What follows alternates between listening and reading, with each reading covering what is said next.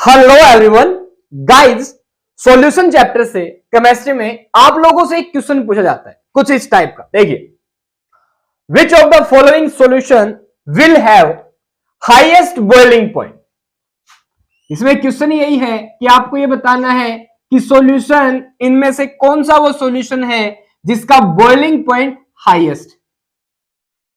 ठीक है, और इसी क्वेश्चन को मैं थोड़ा चेंज कर रहा हूं, आपसे पूछ सकते हैं हाईएस्ट मेल्टिंग पॉइंट। ऑप्शंस यही है आपके सामने जो है, कौन से सॉल्यूशन का होगा। एक और क्वेश्चन यहीं पे आपसे पूछ लेंगे मिनिमम बॉइलिंग पॉइंट या minimum melting point, minimum boiling point. ये चार टाइप के question, this 4 types of questions can be asked directly by giving such options.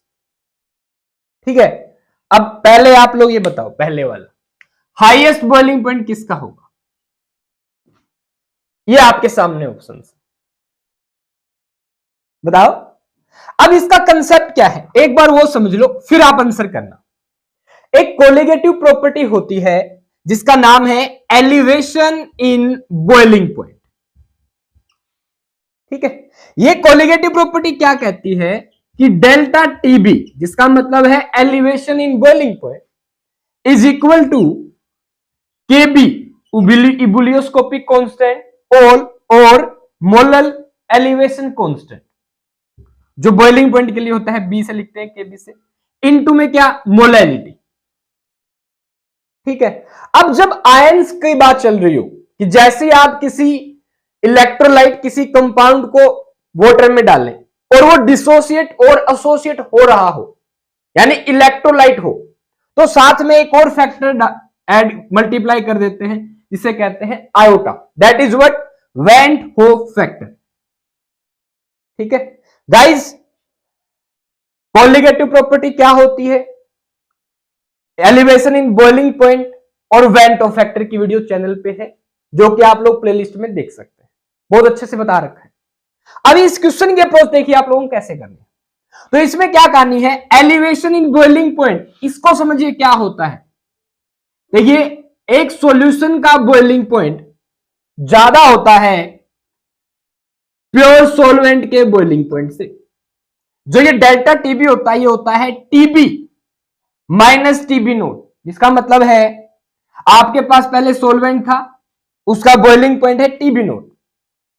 ठीक है, जैसे आपने सोल्यूट डाला तो बॉइलिंग पॉइंट बढ़ जाता है, यही होती है एलिवेशन इन बॉइलिंग पॉइंट, जो कि एक कोलिगेटिव प्रॉपर्टी। तो अब जो जैसे ही सोल्यूट डालते हैं क्या बन जाएगा सॉल्वेंट में सॉल्यूशन, इसका बॉइलिंग पॉइंट होता है टीबी, और टीबी सॉल्यूशन के बॉइलिंग पॉइंट में से जब आप सॉल्वेंट का बॉइलिंग पॉइंट घटा देते हैं तो आता है डेल्टा टीबी, जिसे हम कहते हैं elevation in boiling point. That is equal to this KB into में एम मोलैलिटी इंटू में आयोटा वेंट ऑफ फैक्टर। ठीक है, अब केबी डिपेंड करता है सॉल्वेंट पे। ये क्वेश्चन पूछ लेते हैं आप लोगों से कि अगर मैं अलग अलग सॉल्यूट लूं तो क्या केबी बदलेगा, नहीं, पर अलग अलग सॉल्वेंट आपने ले लिए तो केबी बदल जाएगा। ठीक है, इनटू में मोलैलिटी, मोलैलिटी दे रखी है देखो, और मोलैलिटी जनरली आपको सेम मिलेगी 0.1 0.1 0.1 0.1, यहां मोलैलिटी की बजाय ठीक है आपको मोलैलिटी दे रखी है, कोई बात नहीं, कंफ्यूज होने की आवश्यकता नहीं है। ये नंबर ऑफ मोल्स बताती है मोलैलिटी पर लीटर ऑफ सॉल्यूशन में, ये पर किलोग्राम ऑफ सॉल्वेंट में बताती है मोलैलिटी। ठीक है, तो इस बात से कंफ्यूज नहीं होना है, हमें यहां मतलब होता है केवल नंबर ऑफ आयन से। ठीक है, तो ये जो चार आपको सॉल्यूशन मिलेंगे उनके लिए सॉल्वेंट सेम है तो केबी सेम हो गया, मोलैलिटी सेम है। ठीक है, दे रखी है आपको मोलैलिटी या मोलैलिटी दे दे, जनरली यहां देखिए आनी चाहिए यहां पे मोलैलिटी, फिर मोलैरिटी दे दे तो इतना कंफ्यूज होने की आवश्यकता नहीं है। ओके, अब ये दोनों चीजें क्या होगी कांस्टेंट, क्या बच गया आयोटा वेंट ऑफ फैक्टर। तो आपका जो डेल्टा टीबी है हम कह सकते हैं डायरेक्टली प्रोपोर्शनल हो जाएगा ऐसे केसेस में आयोटा के, यानी कि अब जिस सोल्यूट का iota van't Hoff factor solute के लिए होता है, ध्यान रखिएगा ज्यादा, तो ये डेल्टा टीबी क्या होगा ज्यादा। अब एक पार्टिकुलर सॉल्वेंट, मैंने बोला वाटर, वाटर का बॉइलिंग पॉइंट फिक्स होता है 100 डिग्री सेल्सियस। ठीक है, अब अगर मैं कह दूं इस वाले केस में आयोटा अलग है, इसका आयोटा अलग है, इसका आयोटा अलग है, इसका आयोटा क्या है अलग, तो आयोटा की वैल्यू आ जाएगी सबके लिए। उसी रिस्पेक्ट में टीबी माइनस 100 भी आ जाएगा। दैट इज इस डायरेक्टली को मिल रहा हूं मैं इक्वल में, कॉन्स्टेंट मैंने 1 ले लिया मेरी मर्जी से। ठीक है, आयोटा। ओके, अब ये जो टीबी है सॉल्यूशन का बॉइलिंग पॉइंट, यहां -100 डिग्री सेल्सियस वाटर का बॉइलिंग पॉइंट, इस तरफ जाए तो क्या हो जाएगा प्लस का 100 डिग्री सेल्सियस। यानी कि जो आपका बॉइलिंग पॉइंट है सॉल्यूशन का, जो पूछा इन्होंने, which of the following solution will have highest boiling point, ये पूछा है। यानी कि टीबी सॉल्यूशन का बॉइलिंग पॉइंट किसका ज्यादा होगा, simply iota plus 100 degree Celsius equal है ये। अगर आयोटा ज्यादा टीबी भी ज्यादा, बस हर एक में 100 ऐड करना है। तो गाइज ये था कंसेप्ट कि आयोटा में 100 डिग्री सेल्सियस कॉमनली जुड़ रहा है। यहां से हम डायरेक्ट निकाल सकते हैं कि अगर टीबी आपको ज्यादा चाहिए तो आयोटा का ज्यादा होना जरूरी है, या आयोटा अगर ज्यादा हुआ तो boiling point of solution will be ज्यादा हाईएस्ट, जिसका आयोटा कम हुआ boiling point will be minimum. बोला है कि नहीं? अब बताओ, अब बात आती है भाई कौन कितने आयंस में टूटेगा, तो इलेक्ट्रोलाइट का वो पता होना चाहिए। गाइस FeCl3 एक इलेक्ट्रोलाइट है और ये Fe3 प्लस 3Cl माइनस में टूटता है, यानी कि 3 और 1 4 आयंस देगा सॉल्यूशन में। NaCl प्लस माइनस 2 आयन देगा, 2 आयंस। NH2CO NH2 1 2 3 4 5, ऐसा कोई सीन नहीं है। Urea NH2CO NH2 urea electrolyte नहीं होता, नॉन इलेक्ट्रोलाइट होता है, तो ये केवल एक ही मॉलिक्यूल देगा सॉल्यूशन में 1। तो इसके लिए आयोटा की वैल्यू कितनी होगी 1, इसके लिए 2, इसके लिए कितनी 4। ये बताता हूं, आयोटा का सीन बताता हूं आपको। BaCl3 के लिए कितनी हो जाएगी, Ba2 प्लस Cl2 माइनस कितने हो गए 3, ये 3 आयंस देंगे। समझ में आ रही है? यानी कि आयोटा के लिए वैल्यू इसकी 3, इसकी 1, इसकी 2 और यहां पे कितनी हुई 4, तो किसकी ज्यादा है FeCl3 के लिए कितनी है 4 आयोटा की वैल्यू। आयोटा की वैल्यू जिसके लिए ज्यादा उसका बॉइलिंग पॉइंट ज्यादा, and the answer will be this. हो गया क्वेश्चन, ऐसे अप्रोच करनी। अब बात आती है, पहले आयोटा बता देता हूं। आयोटा का सिंपल सा मतलब है, देखिए आपने कितने मॉलिक्यूल लिए थ्योरेटिकली, देखो मैंने मेरे हाथ में ले लिए FeCl3 का एक मॉलिक्यूल ले लिया एक मॉलिक्यूल, उसको नीचे रख दो। ठीक है, अब मैंने इसको पानी में डाल दिया, जैसे पानी में डाला, ये जो FeCl3 है आयंस में ब्रेक कर गया। कितने आयंस बनाए इसने 4, वो ऊपर रख दो। यानी सॉल्यूशन में डालने के बाद कितने आयंस में टूट जाता है वो, और आपने कितने आयंस लिए हैं, यानी आपने जो आयंस लिए हैं वो, और कितने आयंस आपको मिल रहे हैं वो बाई में जितने आपने लिए हैं वो, इनका रेशियो होता है क्या, आयोटा वेन डो फैक्टर।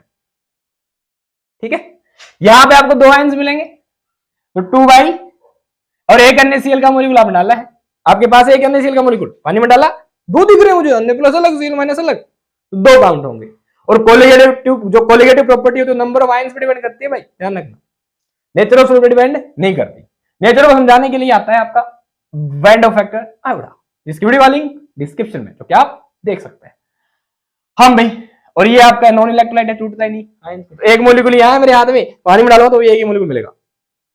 ठीक है, BaCl2 3 आयंस देगा, दैट्स ऑल। पर ये वाला जो कंसेप्ट है ना, जो मैंने आपको समझाया, ये इंपॉर्टेंट है, ये अपने दिमाग में सेट करो। यानी सिंपल सी इस क्वेश्चन को मैं डायरेक्ट तो 10 सेकंड में हल कर सकता हूं, कैसे, तो सीधी सी बात है, जिसको सॉल्यूशन में डालते ही नंबर ऑफ आयंस ज्यादा मिले, नंबर ऑफ आयंस, जिसके लिए नंबर ऑफ आयंस ज्यादा होंगे उसके लिए बॉइलिंग पॉइंट भी क्या होगा ज्यादा। इसमें कितने मिल रहे हैं 4, इसमें 2, इसमें 1, इसमें 3, खत्म आंसर, बाकी तो सेम है, हो गया। मिनिमम की बात करें तो इस मिनिमम बॉइलिंग पॉइंट इसका होगा। बात आती है मेल्टिंग पॉइंट की, अब फिर यहां पे नया कंसेप्ट आ जाता है कोलिगेटिव प्रॉपर्टी का। ये क्या कहता है आपको सुनना, जब बात होती है फ्रीजिंग पॉइंट की, देखिए यहां पे मैंने लिख दिया मेल्टिंग पॉइंट, एक्चुअल में हम यहां पे बेटर टर्म इस्तेमाल करेंगे, that is what, freezing point. क्योंकि जो कोलिगेटिव प्रॉपर्टी है वो फ्रीजिंग पॉइंट के लिए, ठीक है। तो हाईएस्ट फ्रीजिंग पॉइंट इनमें से किस सॉल्यूशन का होगा, यही क्वेश्चन पूछ लिया आप लोगों से। सिंपल सा आंसर मैं पहले बता दूं, जिसके लिए बॉइलिंग पॉइंट हाईएस्ट उस सॉल्यूशन का फ्रीजिंग पॉइंट होगा मिनिमम, जिसके लिए बॉइलिंग पॉइंट मिनिमम उस सॉल्यूशन का फ्रीजिंग पॉइंट होगा maximum, just opposite to each other, that is the simple concept. Boiling point को समझ लो, फ्रीजिंग पॉइंट के लिए पॉइंट कर देना, पहले आप लोग बॉइलिंग पॉइंट को निकाल लो, फ्रीजिंग पॉइंट को उल्टा कर देंगे, बताओ मिनिमम बॉइलिंग पॉइंट, इसके लिए क्या हाईएस्ट बॉइलिंग पॉइंट है सॉल्यूशन का, यस। तो इस सॉल्यूशन का melting point minimum, sorry freezing point minimum होगा इस सॉल्यूशन के लिए, इस केस में बॉइलिंग पॉइंट मिनिमम है तो फ्रीजिंग पॉइंट हाईएस्ट होगा, ठीक है। अब समझो क्या जानिए, डिप्रेशन इन फ्रीजिंग पॉइंट एक कोलिगेटिव प्रॉपर्टी है, और हम इसको ऐसे लिखते हैं delta T F that is equal to K F into में मोलैलिटी इंटू में वेंटो फैक्टर, और ये जो डेल्टा टी एफ होता है ये बराबर होता है T F naught minus T F. इसका मतलब ये है freezing point of solvent minus freezing point of solution, that is equal to delta T F. देखिए आपके पास पानी है, आपने इसका फ्रीजिंग पॉइंट नोट कर लिया, आ गया 0 डिग्री सेल्सियस, पानी के लिए 0 डिग्री सेल्सियस होता है, ठीक है। अब जैसे ही मैं इसमें सोल्यूट डाल दूंगा तो डेफिनेटली जो फ्रीजिंग पॉइंट है कम हो जाएगा, मतलब 0 डिग्री सेल्सियस से हो जाएगा -1 डिग्री सेल्सियस। हमें पता है 0 से -1 डिग्री सेल्सियस क्या है, छोटा है, बड़ा नहीं है, 0 इज बड़ा than -1 degree Celsius, note it carefully. Minus का निशान यहाँ पे, सॉल्यूशन का वॉल्यूम कितना हो गया, -1 डिग्री सेल्सियस। तो सॉल्यूशन का जो फ्रीजिंग पॉइंट है ये कम हो जाता है जैसे ही आप सोल्यूट डालते हैं, that is equal to this KF into में केएफ ही होता है क्रायोस्कोपिक कांस्टेंट, जिसे कहते हैं मोलर डिप्रेशन कांस्टेंट। मोलैलिटी होती है ये स्मॉल एम से लिखते हैं, आयोडा वेंटो फैक्टर। अगेन अगर ये दोनों क्वेश्चन में आपको क्या देंगे, सेम, ठीक है। अगर इनको चेंज कर दे तो आप यहां पे चेंज कर देना, डिवाइड करके रेशियो निकाल लेना, कौन सी ज्यादा है कौन सी कम, कंपेयर कर लेना आपस में, इनटू में आयोडा, ठीक है। अब यहां पे क्या केस होगा, ये क्या हो गया 0 डिग्री सेल्सियस माइनस, अगर मैं बात करूं तो क्या हो गया भाई टीएफ, सॉल्यूशन का फ्रीजिंग पॉइंट बराबर है आयोडा के। अब 0 में से यहां पे आयोडा को इस तरफ ले आओ, टीएफ को इस तरफ ले जाओ, यहां पे आएगा आयोडा आ गया, यहां पे क्या हो गया टीएफ, सॉल्यूशन का फ्रीजिंग पॉइंट। अब गौर से देखना 0 में से क्या घट रहा है, आयोडा, ठीक है। आयोडा 0 हो नहीं सकता, कोई भी इलेक्ट्रोलाइट है या नॉन इलेक्ट्रोलाइट है तो भी उसका आयोडा कितना होता है 1, तो आयोडा कितना ले लिया हमने 1, ठीक है। ये कितना है 0, 0 में से 1 घटाओ तो आंसर क्या आया -1। अच्छा अगर 0 में से 2 घटा दूं तो मैं -2, 3 घटा दूं तो -3, 4 घटा दूं तो -4, यही है। यानी जिसके लिए आयोडा क्या हुआ ज्यादा, गौर से देखना वैल्यू, अगर आयोटा 1 है -1 आ रही है, आयोटा 2 है -2 आ रही है, इसका मतलब आयोटा -1, 2 के लिए -2 आ रहा है, क्या TF, that is what freezing point of solution. अब -1 बढ़ा है या -2 बढ़ा है, -1 is greater than -2, note it carefully भाई, -1 ज्यादा होता है -2 से, -2 ज्यादा होता है -3 से, -3 ज्यादा होता है -4 से। अब फ्रीजिंग पॉइंट के केस में जो नंबर ऑफ आयंस ज्यादा देगा, मान लो किसी ने 4 आयंस दे दिए, जिसके लिए आयोडा क्या हुआ ज्यादा, वो कम हो रहा है, वैल्यू उसकी क्या आ रही है कम, यानी जो टीएफ है उसके कारण क्या हो जाएगा, कम हो जाएगा। समझ पाए बात, ऐसे सोल्व कर सकते हैं आप इसको, ये कंसेप्ट है जो आपके ब्रेन को बूस्ट कर देगा, आपने ऐसा पहले नहीं देखा होगा, ना किसी ने एग्जांपल दिया होगा, एंड दैट्स द रियलिटी। हाँ अब इसको समझिए, यानी कि आप सिंपली ये समझ सकते हैं जिसके लिए आयोडा ज्यादा उसके लिए टीएफ कम, यानी कि जस्ट अपोजिट, जिसके नंबर ऑफ आयंस ज्यादा होंगे उसके सॉल्यूशन का फ्रीजिंग पॉइंट कम। दो ही बात है, इसके नंबर ऑफ आयन ज्यादा, उसके सॉल्यूशन का बॉइलिंग पॉइंट ज्यादा। Guys happy Dussehra to everyone. पटाखे बजाए जा रहे हैं भाई, क्या बात है, काफी शानदार। आप लोग भी जरूर एंजॉय कीजिएगा। हाँ, तो ये बात सिंपली कंक्लूजन इस क्वेश्चन के लिए यही था, जिसके नंबर ऑफ आयन ज्यादा, यानी जिसके लिए आयोटा ज्यादा तो नंबर ऑफ आयन, ये बता देता हूं मैं, आयोटा ज्यादा तो नंबर ऑफ आयन ज्यादा, नंबर ऑफ आयन ज्यादा तो आयोटा ज्यादा, तो बॉइलिंग पॉइंट उसके लिए सॉल्यूशन के लिए क्या होगा, ज्यादा। नंबर ऑफ आयन ज्यादा तो आयोटा भी ज्यादा, पर फ्रीजिंग पॉइंट उस सॉल्यूशन के लिए क्या होगा, कम। रेसिप्रोकल देखे तो जिसके लिए नंबर ऑफ आयंस कम, आयोडा कम, बॉइलिंग पॉइंट ऑफ सॉल्यूशन कम। नंबर ऑफ आयंस कम, आयोडा कम, फ्रीजिंग पॉइंट ज्यादा। Guys this was the overall concept जो आपको पता होना चाहिए, ठीक है। अगर आपको ये कंसेप्ट आता है और आपने ये वीडियो देख ली है, then I can say that जब भी अगर आपके सामने क्वेश्चन आ गया, आप डेफिनेटली इसका सही आंसर करके आएंगे। समझ में आई बात है? हाँ भाई, तो ये था भाई आप लोगों के सामने, ये था प्रूफ, कैसे ज्यादा हुआ, कैसे कम हुआ, कैसे ज्यादा हुआ। Everything is clear in front of you, ठीक है। बहुत ही अच्छा क्वेश्चन है, नीट और जेडब्ल्यू में बार बार पूछा जा चुका है। आपके बोर्ड एग्जाम्स में, आपके जो डायरेक्ट आपके कॉमन नीट जो आपके यूनिट टेस्ट होते हैं, उनमें क्वेश्चन भर भर के पूछते हैं, ठीक है। अब भी किसी टाइप की कोई क्यूरी आपकी रह गई हो तो आप लोग पूछ सकते हैं, ठीक है। अच्छे से पढ़िए, ऑल द बेस्ट।